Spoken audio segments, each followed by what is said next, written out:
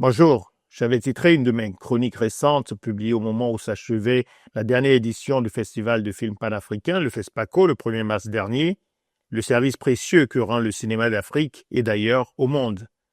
Un film sorti en salle en France le 2 avril dernier, ensuite dans quelques capitales africaines, fournit une illustration éclatante de cette puissance du cinéma, de la capacité de cet art à nous rappeler qu'à chaque génération, des combats ont été menés par des hommes et des femmes qui ont, plus que d'autres, pensé les réalités de leur époque et eu l'ambition de changer ces réalités par leurs pensées et par leurs actions.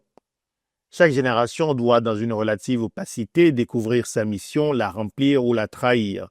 Cette citation est sans doute l'une des plus célèbres de Frantz Fanon, tirée de son ouvrage Les Damnés de la Terre, publié en 1961. Le film dont je parle est, vous l'aurez deviné peut-être, Fanon, que l'on doit au réalisateur Jean-Claude Barny. J'ai eu la chance de voir ce film il y a quelques semaines au lendemain de sa sortie en salle à Dakar. Je sais que c'est un privilège parce qu'une infime partie de la population dans les pays africains a la possibilité de voir des films sur grand écran.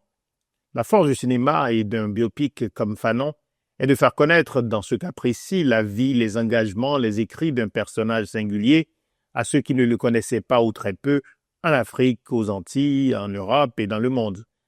Le fait que le réalisateur Jean-Claude Barny ait décidé de consacrer les années de travail à une tranche de vie de Frantz Fanon fait redécouvrir la pensée de cet homme et la cohérence entre sa pensée et son action.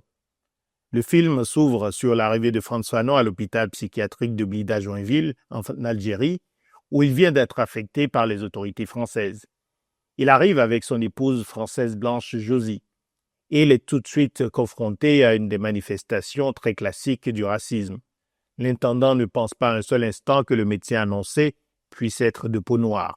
Fanon est impassible et prend tranquillement ses marques dans cet hôpital, où les Français, mais aussi les Algériens, voient d'abord un homme noir avant de voir un psychiatre qui vient soigner des corps et des âmes.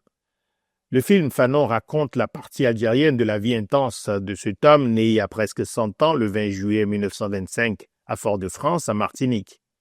En 36 petites années de vie, Frantz Fanon a fait un nombre étonnant de choses. À 17 ans, en 1943, il intègre les forces de la France libre pour libérer la France du nazisme qu'il considère comme une atteinte à la dignité humaine. L'expérience de la guerre est celle de la désillusion, de la réalisation, du fait qu'être de peau noire implique un regard négatif, méprisant de la part des soldats blancs et de l'institution militaire française. Fanon réalise alors que la France universaliste antiraciste était une fiction.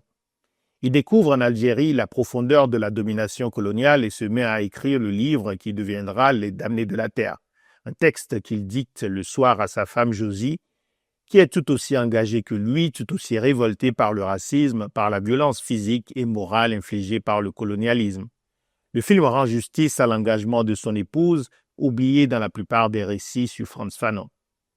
Fanon, le médecin-chef, met fin à la ségrégation entre les patients français et algériens. Il élabore et teste de nouvelles approches pour traiter les patients. Quand la guerre d'Algérie éclate, il soigne les soldats français le jour et la nuit, il soigne clandestinement les combattants du Front de Libération Nationale. Il s'engage de plus en plus étroitement aux côtés du FLN et de l'une de ses figures politiques.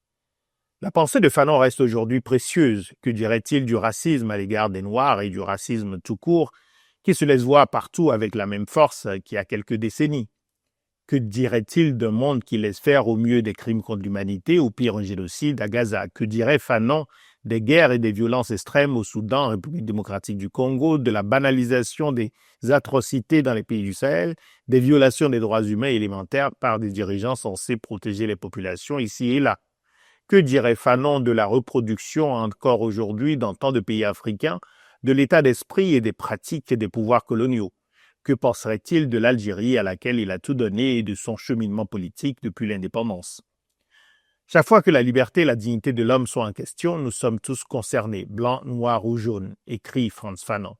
Alors que beaucoup de jeunes et de moins jeunes Africains découvrent, redécouvrent ou réalisent l'ampleur des massacres de milliers de personnes par les pouvoirs coloniaux, de l'Algérie au Cameroun en passant par Madagascar, si je me limite à des exemples d'anciennes colonies françaises, et que cela nourrit chez certains la colère, les ressentiments et même la haine à l'égard des Européens ou des Blancs de manière générale, la lecture de Fanon, le psychiatre, l'observateur et le penseur invite à y voir les traces profondes des traumatismes de la colonisation.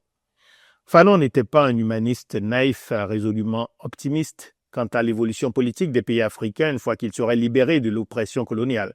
Il avait identifié très tôt quelques-unes des sources de désillusion possibles.